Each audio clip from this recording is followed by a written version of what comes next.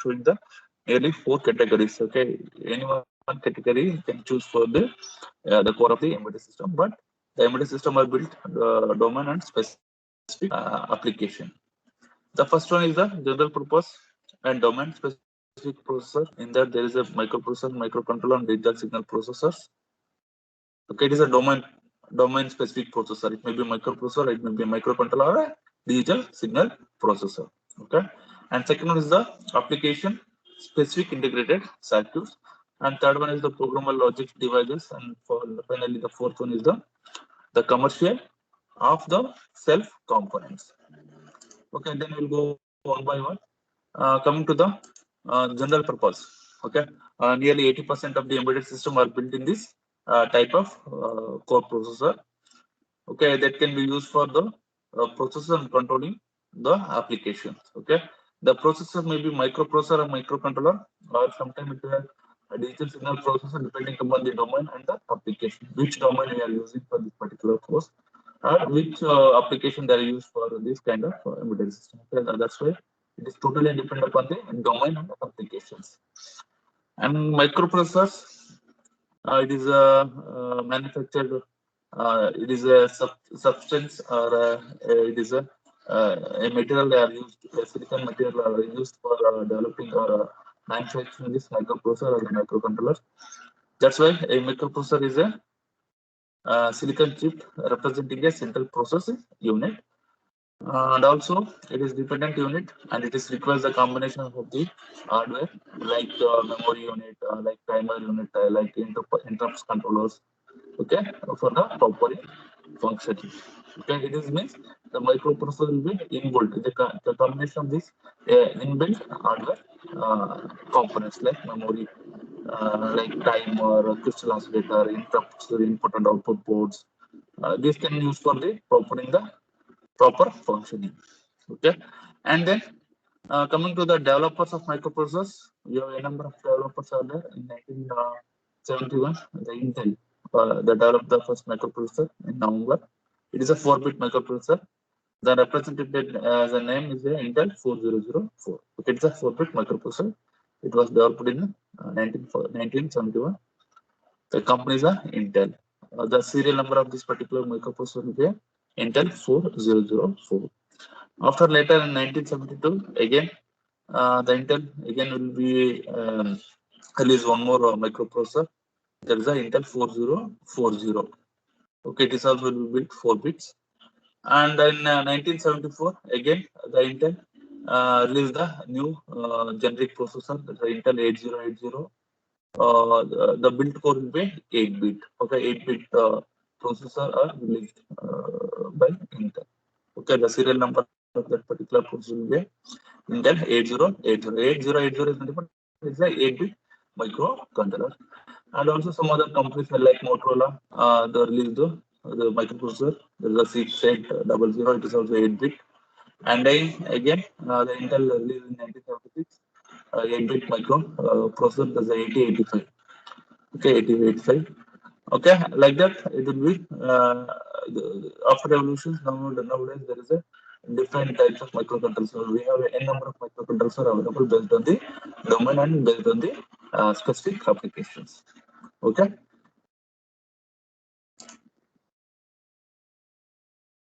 And then in generally this CPU, this central processing unit, the microprocessor is a silicon chip representing a central processing unit, which is capable for performing the arithmetic as well as logical operation according to the predefined set of instructions. Okay, we have given some predefined programming. Based on this programming, this CPU will be operated either perform some of the arithmetic, some of the logical operation, and some of the processing applications.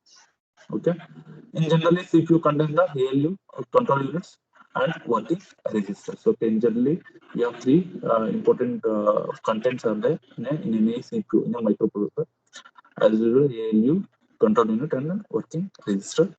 And then microprocessor is dependent unit, and it is requires the combination of other hardware like memory, timer unit, and interrupt controllers, etc. for the proper functioning.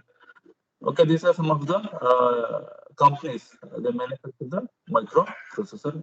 Initially, I told no Intel In 1971, there is the microprocessor. There's a 8-bit microprocessor. The serial number of these 8-bit 4-bit microprocessor is 4004. Later, in 1972, again the Intel will be released one more microprocessor, 4040. It is also 8-bit. After that, in 1973, again the Intel will be released 8-bit microprocessor like that. Okay, these are some of the companies are manufacturing this microprocessor: Intel, AMD, Freescale, IBM, IT, Crates, Hitachi, okay, and so on. Okay, these are the key players. These are the key players in the processor of market. Okay,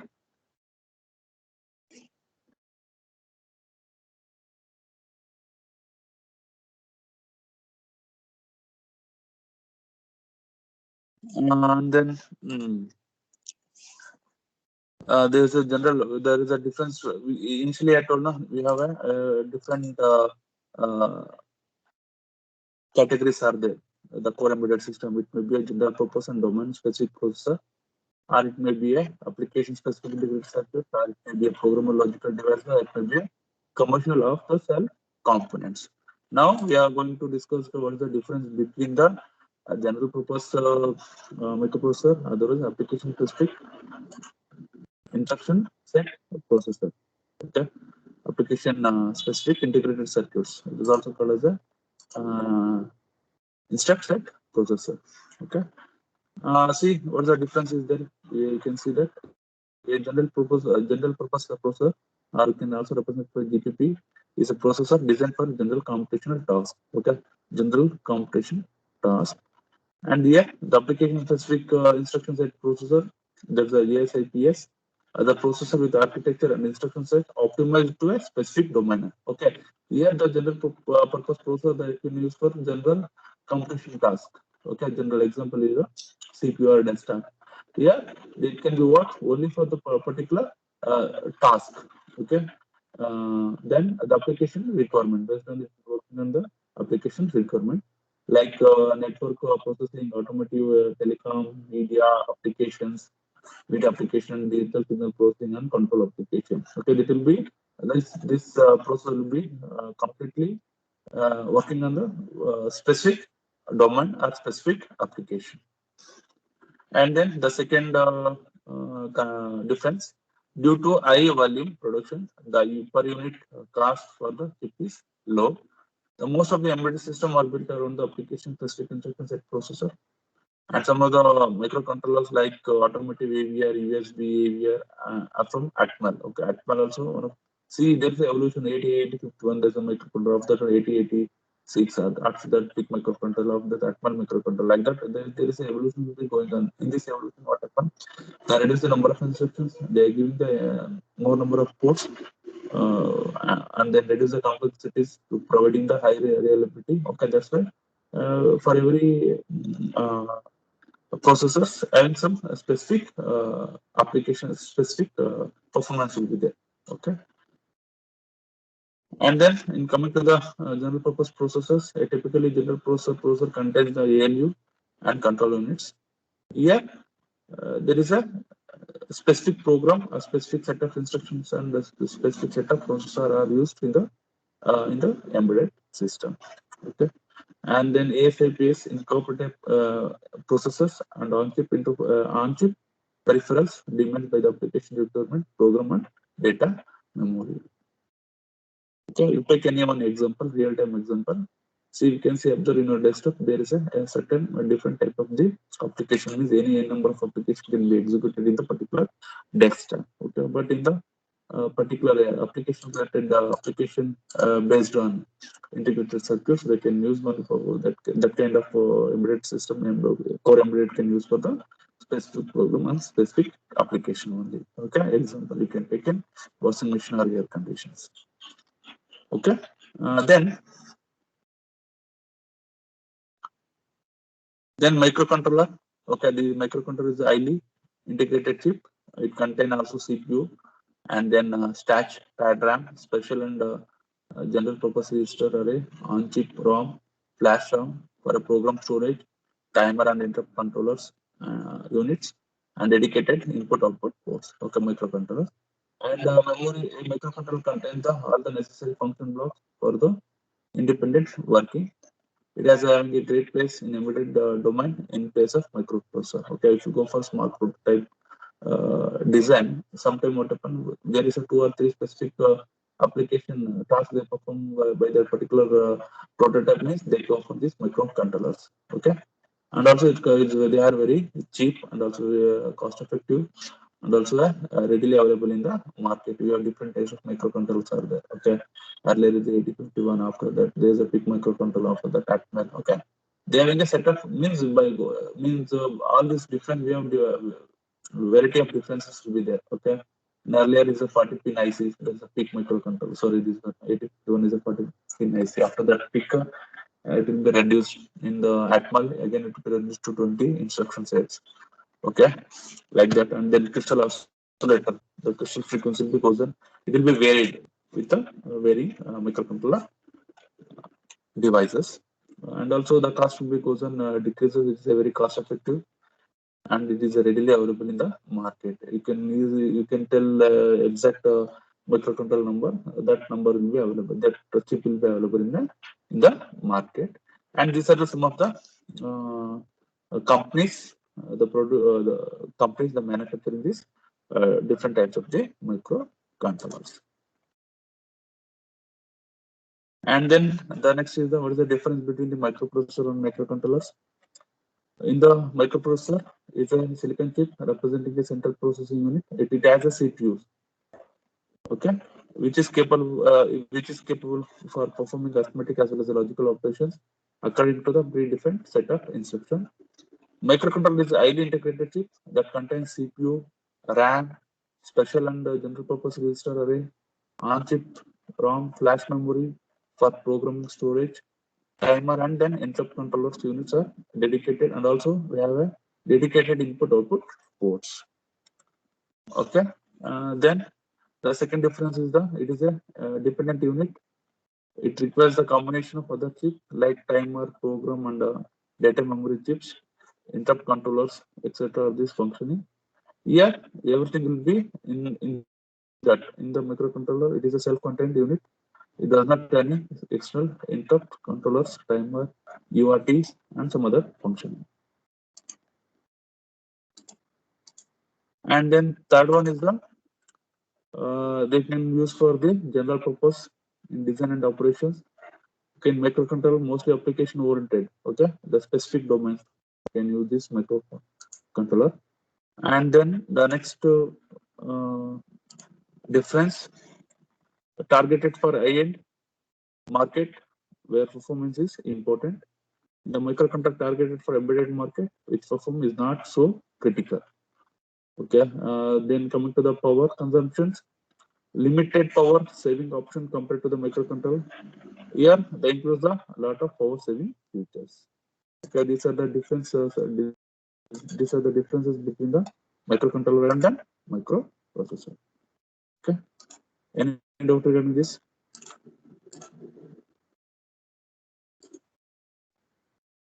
See, these are the general things.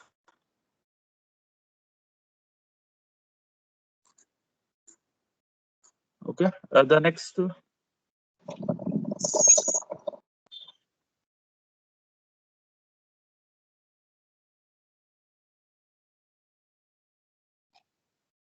And then also we are again we are also generally we can discuss about what is the Harvard and Van Neumann architecture.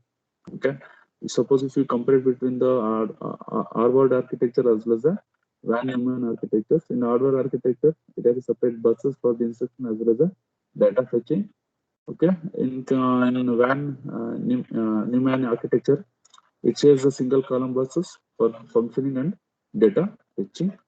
In the Harvard architecture, it is very easy to pipeline, so high performance can be achieved. In terms of Van Neumann architectures, low performance as compared to the Harvard architecture. It is a cheaper, but our Harvard architecture will be comparatively high, and also it contains some data memory and program memory are stored physically in different locations. Here, we need some in Van Neumann architectures. Accidentally corporation of program memory and many other data memory and program memory are stored in physically in the same chip. Okay, that is also very important. Differences between the architecture. Why is I'm telling that architecture is for the architecture for the there is a difference between the wall, Howard and Van Neumann architecture. Okay.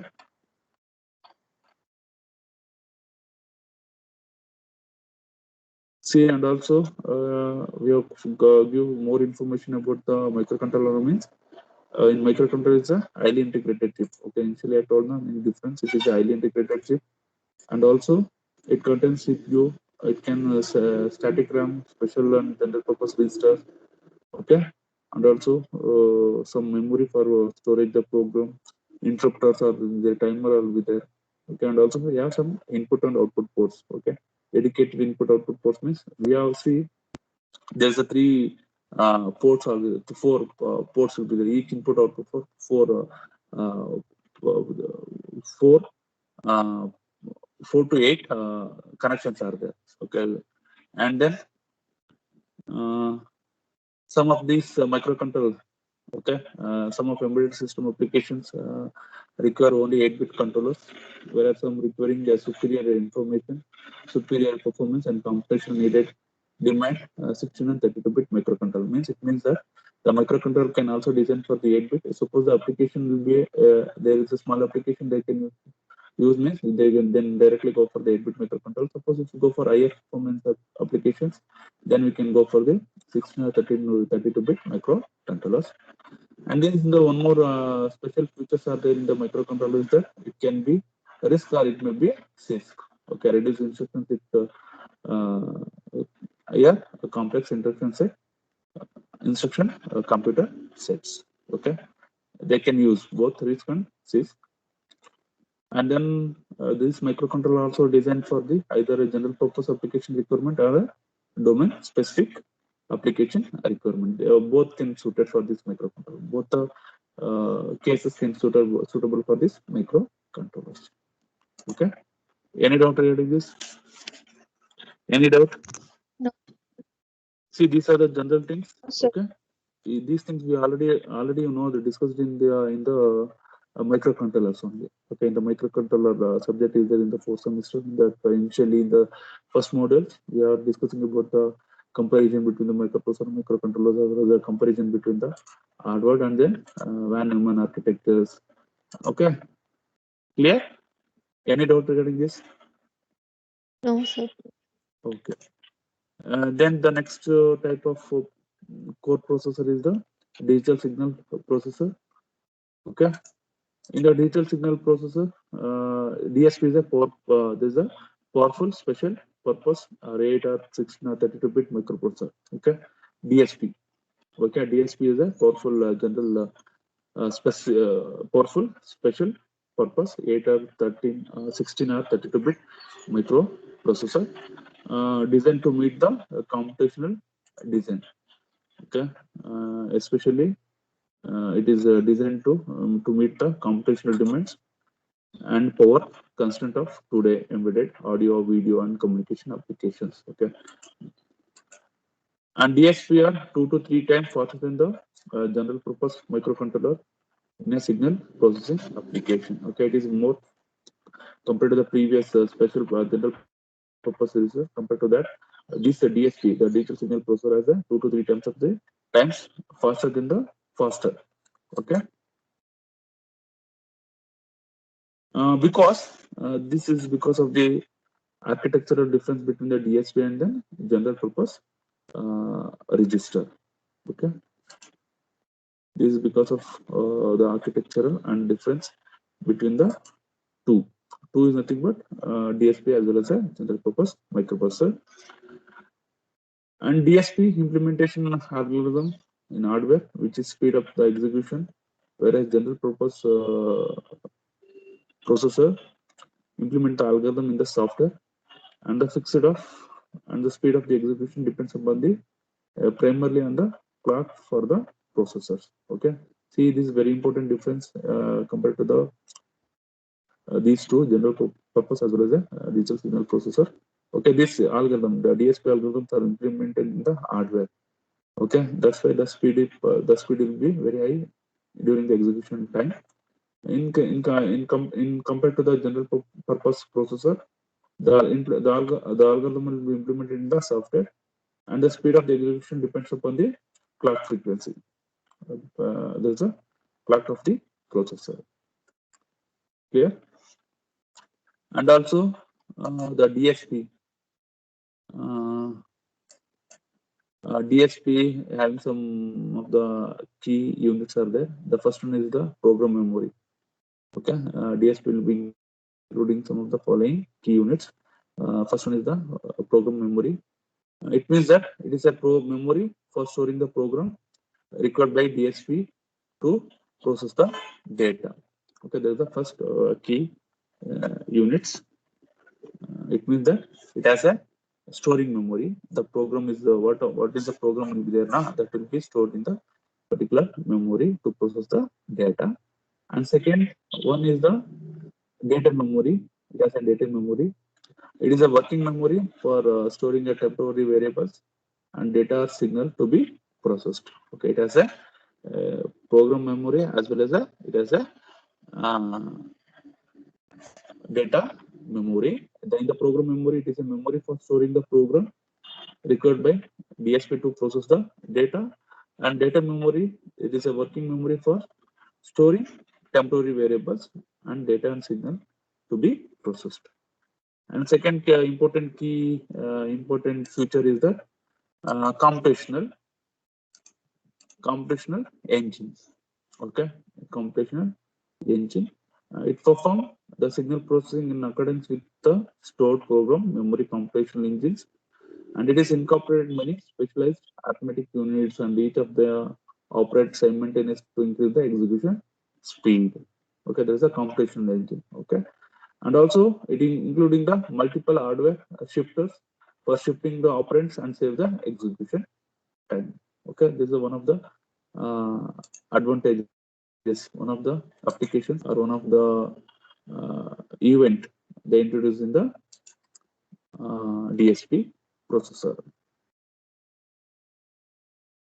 Okay, then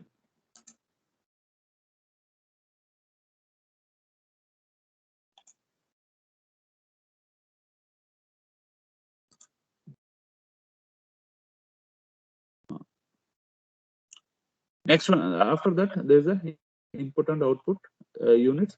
In the input and output units, it acts as a interface between the outside world and DSP. Okay, so dear student, the presentation is visible.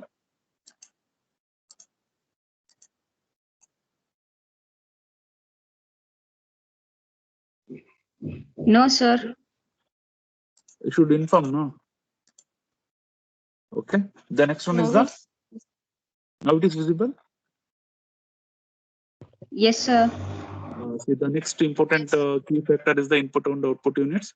It acts as the interface between the outside world and DSP. It is responsible for capturing the signal to be processed and delivering the processed signals. Okay, the example, suppose the example audio signal. Suppose audio video signal processing. Okay, that's one of the example. And then telecommunication and multimedia applications, and then some of product calculations, convolution like FFT, DFT, etc. Okay, these are some of the operations performed by the DSP. Okay, in the previous semester you already studied the DSP subject, correct? No, you have studied now in the previous semester DSP. Hello. What did the DSP na in that semester or this semester you have DSP? Last sem, Huh? sir. Last sem, no? Okay. What is the application for the DSP they can use for? One of the application is the audio video signal processing, or then can use for the telecommunication, multimedia applications, and then some of the products calculation, and also some of the convolutions, DFT, discrete Fourier transformation, or fast Fourier transformation. Okay, these can be performed by this. This kind of operation can be performed by the DSP. These are the examples are there.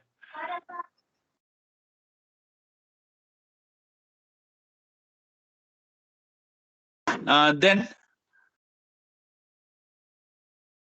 the next one is the next type of processor is the see again we are before going to that again we are differentiating between the RISC and CISC process controllers. Okay, RISC is nothing but reduce the instruction set computing, and CISC is a complex instruction set computing. Okay, what CISC is stand for?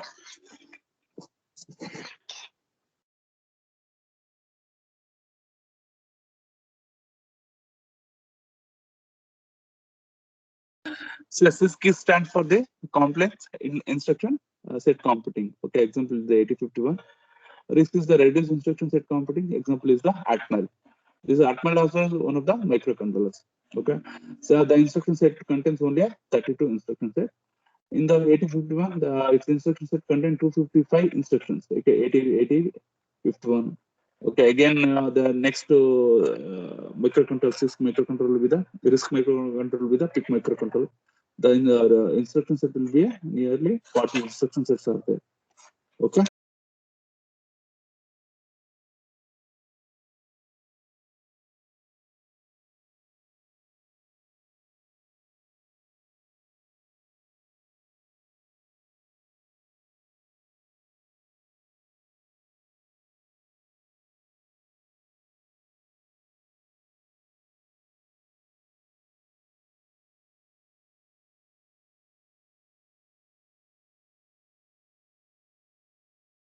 Dear student, please hold on a time.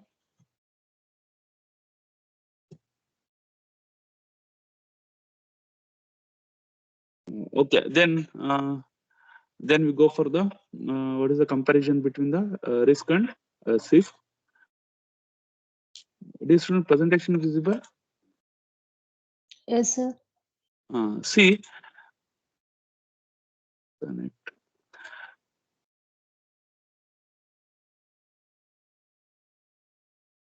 See, in the RISC is nothing but it is known as reduced instruction set computing. CISC is nothing but complex instruction set computing. Okay. In the RISC, it contains the lesser number of instructions. It nothing but it contains the lesser number of instructions. Here, CISC is it contains the greater number of instructions. Okay. The instruction will be in RISC will be the instruction will be pipelining and increase the execution speed. Okay, it is a pipeline structure. The instructions will be pipelining and increasing the execution speed. Here, the instruction also pipelining future, but does not exits. Okay, that's the disadvantage in the CISC comparison between this RISC and CISC. And then RISC orthogonal instruction sets. Okay, it means that it allows each instruction to operate any one register and used any addressed mode. Here in CISC non-orthogonal set, all the instructions are not allowed to operate on any register and use any addressing mode. It means that orthogonal instruction set means each instruction can use any register. Okay, but here each instruction are not allowed to operate in any register. There is a difference between the RISC and CISC. And then can use any addressing mode in the RISC. Here also they can use any addressing mode. We have a different types of addressing modes are there. Okay, direct, indirect addressing mode, register addressing mode, index addressing modes. Okay, they can allow any addressing modes. And then the operation are performed on register only memory operation are load and store. Okay, in the RISC, the operation, the processing the data operation will be performed on the only register. If you go for accessing the memory operation, they can use for the load and store here. Here in the CISC, operation are performed either on a register or a memory depending upon the instruction type. Okay, there's a CISC. And a large number of registers are available in the RISC.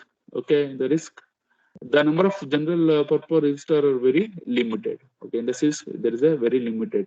Okay, what you discussed in the ARM microcontroller, this is a RISC system. This is a reduced instruction set computing microcontrollers. And then programmer need to write the more code to execute a task. Since instructions are simple ones, Here the instructions are like macros. In a C language, a programmer can be achieved the desired function with a single instruction, which is turn provide the effective of using the more simpler single instruction in a RISC. And then in a RISC, it is a single fixed length of instruction. It is a variable length. Length will be a variable. Okay, the instruction set's length will be a variable. But here in the RISC, it is a fixed length. Okay, there is a difference between the RISC and CISC. Okay, see the RISC will be a Harvard architecture and CISC will be the Van Neumann architecture. That's why initially we are discussing about what's the difference between the Harvard and Van Neumann architecture. Okay, in Harvard architecture, what happened? It has a separate buses for instruction as well as the data fetching. Here they're using only single common bus for all the fetching the data of fetching and for the instruction processing. Okay, and also in Harvard architecture, what happened? It is easier to pipelining and performance will be very high. Here there's a low performance compared to the Harvard architecture. Coming to the cost wise, the Harvard architecture cost will be high, but Van Neumann architecture will be less only. And in the Harvard architecture, the data memory and store program are used physically in address different locations. Here they are not using the data memory and then program memory. Okay, these 3 or 4 as the difference between the Harvard architecture and the Van Neumann architecture. Okay, that's why the RISC will be the Harvard architecture and CISC will be the Van Neumann architecture. Sometimes it may be a Harvard architecture. Okay, most of that since it's processor they can use this Van Neumann architecture. Okay, and then clear about this one? Any doubt regarding this? No, sir. Hello. Any doubt? Yes, sir. No, sir. No doubt, sir. Okay, this also a very this also you are studied in the microcontroller subjects. Okay, in 4th semester it is there now. Okay, these things we should know before studying any microcontroller microprocessors. Okay, based on this application only we can build the this microprocessor microcontrollers. Okay, then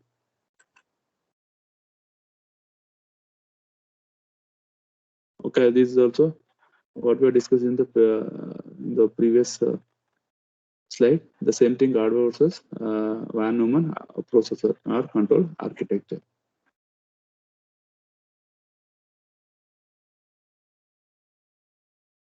See, this is a difference. See, this is a block diagram. This is a block diagram for the hardware architecture, program memory, CPU, and data memory. Here, there's a single bus can share for this single single buses can share for this input output memory or CPU. Here, there is a separate buses. There is a separate buses are using for fetching the instruction or processing the data between these CPU. But here we can see observe there is a single shared bus. Okay, the common line can share the instruction as well as the data fetching. This is the block diagram for the buses. Okay, clear?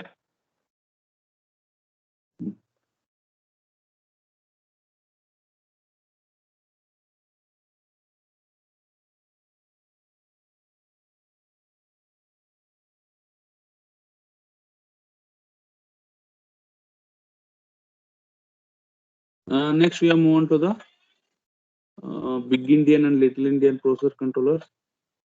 The Indian specific in the order in which the data is stored in the memory by process operation in the multi-byte system.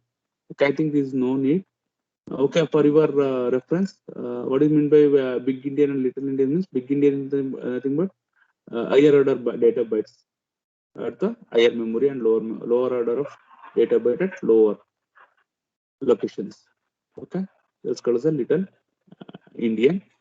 Okay, and the higher order of data bytes at the higher memory and lower order data bytes at location just below the higher memory. Okay, like that they will store the data. That is called as a little Indian.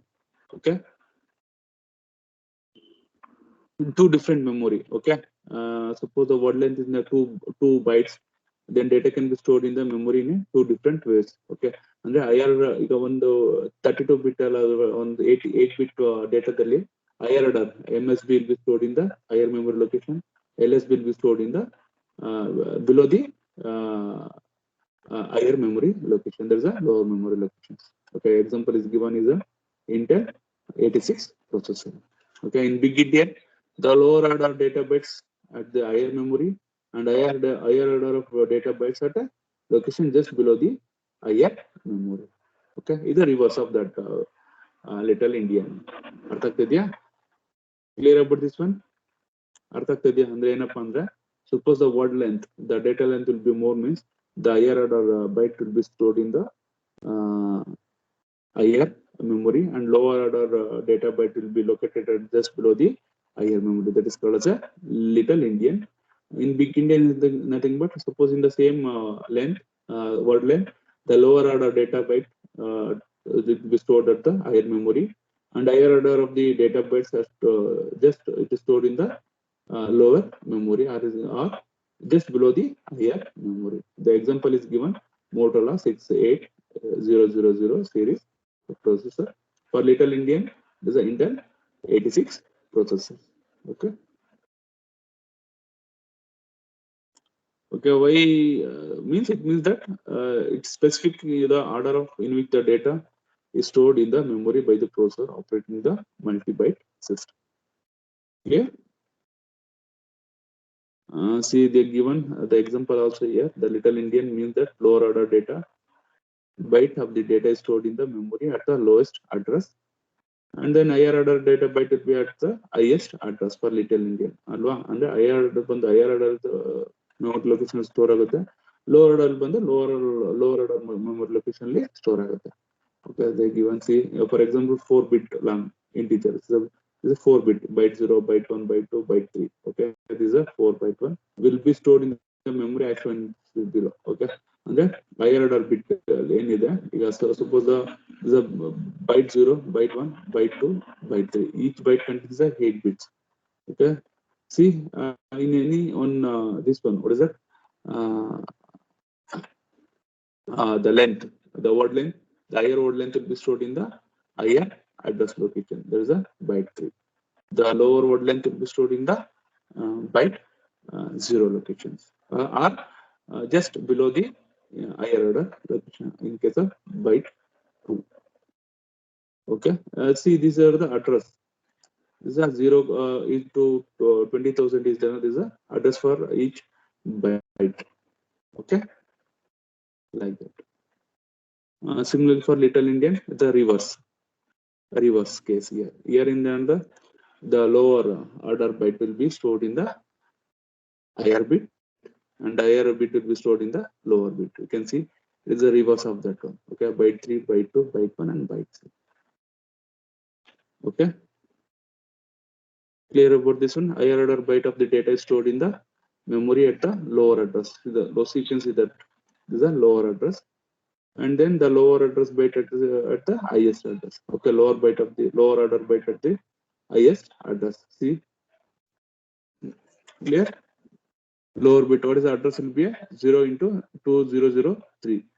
For higher bit data, higher bit of the data that will be stored in the lower bit address. We can see that lower bit address will be 0 into 2000. Okay, and similarly for little also. So you can see the little the higher bit data bit will be stored in the higher location, higher address location. It is a 0 into 2003. This is the address location for higher bit data, higher byte data. Okay, and then similarly lower byte data will be a byte 0 that will be stored in the lower address, that is a 0 into 2000 or just below the higher byte address. Otherwise illar agbodu, otherwise illadru agbodu. Okay, okay, that's the difference between the big Indian and the little Indian. Okay, any doubt regarding this? Yeah, doubt idea? No, sir. You can see the this one example block diagram is given byte 3, byte 2, byte 1 and byte 0. ಅಂದ್ರೆ higher ಆರ್ಡರ್ದೆಲ್ಲ ಏನಾಗ lower ಆರ್ಡರ್ದೆಲ್ಲ higher order ಅಲ್ಲಿ address ಅಲ್ಲಿ location address ಅಲ್ಲಿ store ಆಗುತ್ತೆ. Higher order ಬಿಟ್ ಎಲ್ಲ lower address line ಅಲ್ಲಿ address ಅಲ್ಲಿ data store ಆಗುತ್ತೆ. Okay, that is the difference between the little Indian and then big Indian. Okay, it is the it can be used for the store the data can be stored in the memory in a different ways. Okay, clear?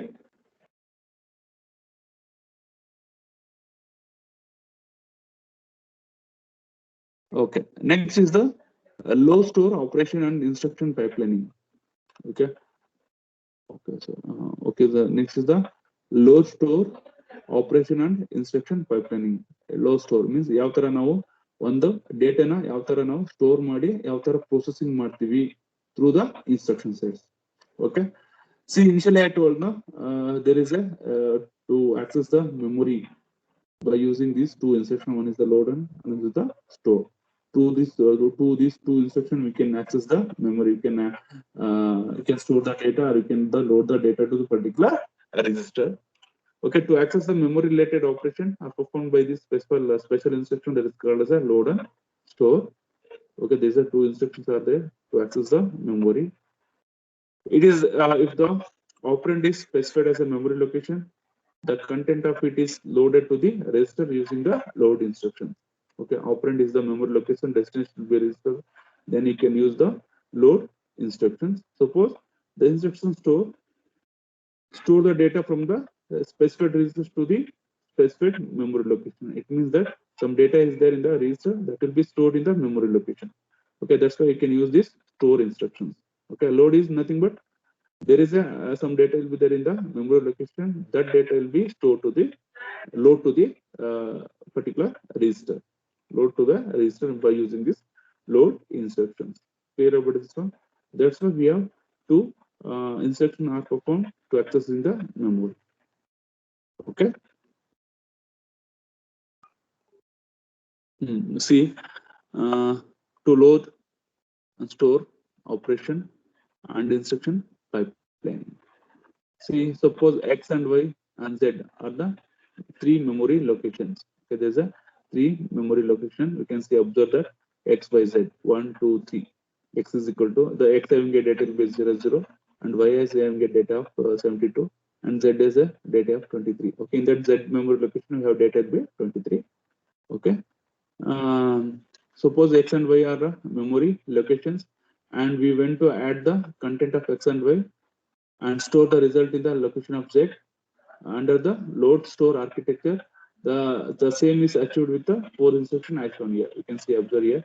The first instruction will be load. Okay, here we should add these two data. Okay, see the R1 and R2. Okay, this X in this X address having some data that will be load to the R1, and similarly in the Y address having some data that is a 72 7F that will be load to the R2. Okay, and these two data will be added, and the output of this processing that will be stored in the register R3. Okay, the register R3. Okay, that register data will be stored to the memory location Z. Okay, see, very simple. We are using these three instructions. One is the load and one is the store, and one is the add. Add can use the processing the R1 and R2 data. Here the first load R1 of X is nothing but load the data to the register R1, that is a 0, 0. Again, second is a load R2 comma Y is nothing but load the data to the R2 from the memory location Y, and then processing these two data through a add operation, and output of this add operation will be stored to the R3. Okay, this content of the R3 that will be stored in the Z memory location, that is a 23. Clear about this one? See, the first instruction load R1, X loads the register R1 with the content of the memory location of X. The second instruction load R2 comma Y, the load the register R2 with the content of the memory location Y, And then the instruction add R3, R1, R2, add the content of register. Add means adding the content of register R1 R2 and store the result in the register R3. And next instruction is the store R3, R2 means store the content of the register 2 in the memory location Z. Okay, that is the load and store operations. This is on pipelining and instruction pipeline. Clear about this one? Any doubt? No, sir. Okay.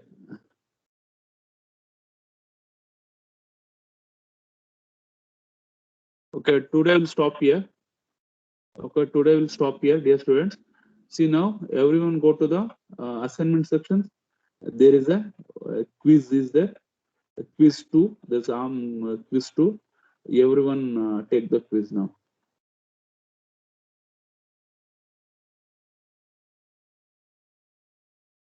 Dear students, everyone go to the team, access the assignment.